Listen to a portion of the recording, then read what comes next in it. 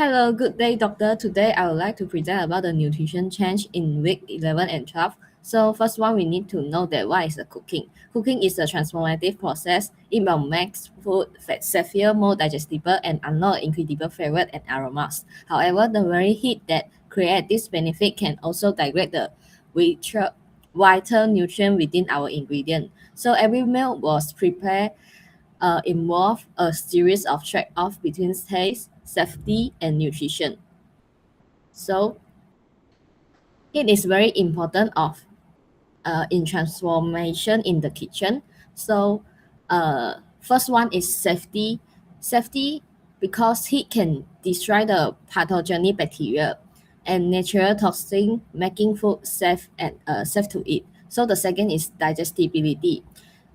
By heating the food, it can break down touch structure like cellulose in vegetable and collagen in meat. It can making nutrients more accessible to our bodies. Then the third one is palatability. Heat can improve flavor, texture, and appearance. Uh, Heat also can trigger chemical reaction that create the complex aroma and taste reclave.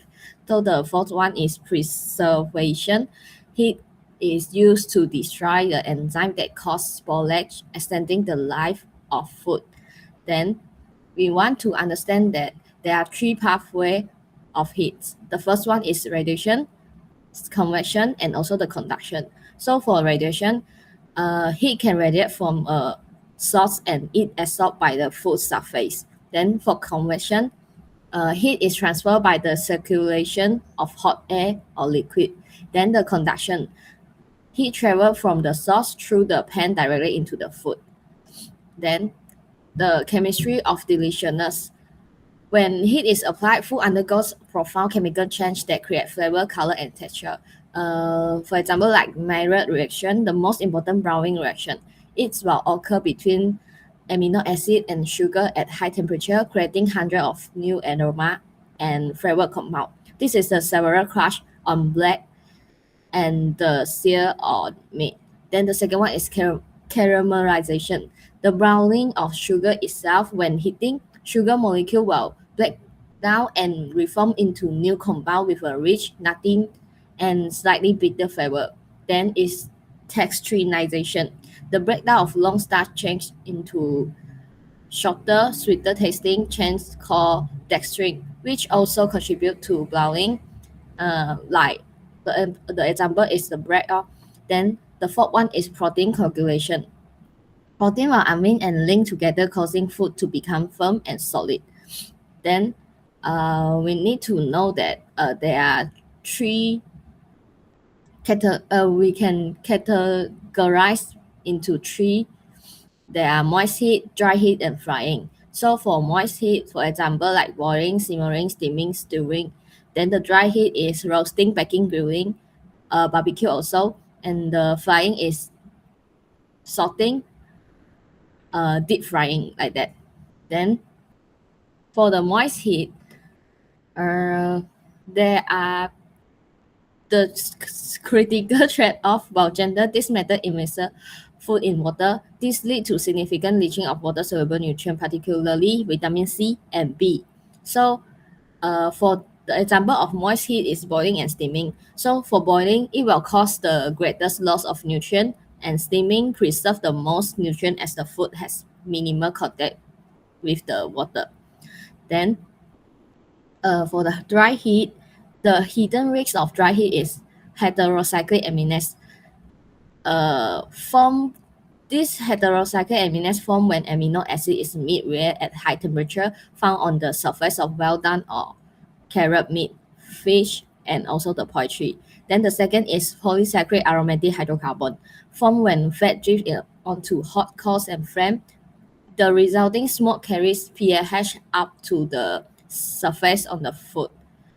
Then, uh, then we want to the ways to reduce the formation of HJS and PAH without sacrificing flavor. That is, marinate first, control the heat, turn frequently, trim the fat, and avoid the char. Yeah. Then, how hot oil will create the perfect crunch. There are moisture transfer. As food hit the hot oil, water at the surface instantly vaporized, creating a steam barrier that pushes outward. Then the second is crush formation. This, this rapid water loss dehydrate the surface, creating the characteristic crisp crust. Then the third one is fat transfer. As water leaves, small amount of oil are absorbed into the food surface, adding flavor and richness. The fourth one is interior cooking. The heat is conducted from the crush to the center of the food, cooking it through. Then, what happen when we reheat the food? There will happen the hydrolysis, oxidation, as polymerization. So the causative agent for hydrolysis is moisture. The new compounds form is free fatty acid, diacylglycerol, and monoacylglycerol. Then the agent for oxidation is air and metal. The new compound is oxidized monomer, oxidized dimer, and polymer, volatile compounds like aldehyde, ketone, and hydrocarbon steel oxide. Then for the polymerization, the causative agent is high temperature. The dimers and non-polar polymer cyclic monomer, trans isomer, and position isomer will form. Then, why golden bowl is a goal for food? Because higher temperature leads to exponentially faster acrylamide formation.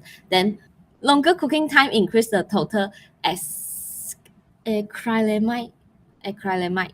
Then the data show that frying at 190 degrees Celsius for 5 minutes produce over 3 times more acrylamide than frying at 170 degrees Celsius for the same durations. The color of the final product is strong visual indicator of its acrylamide content.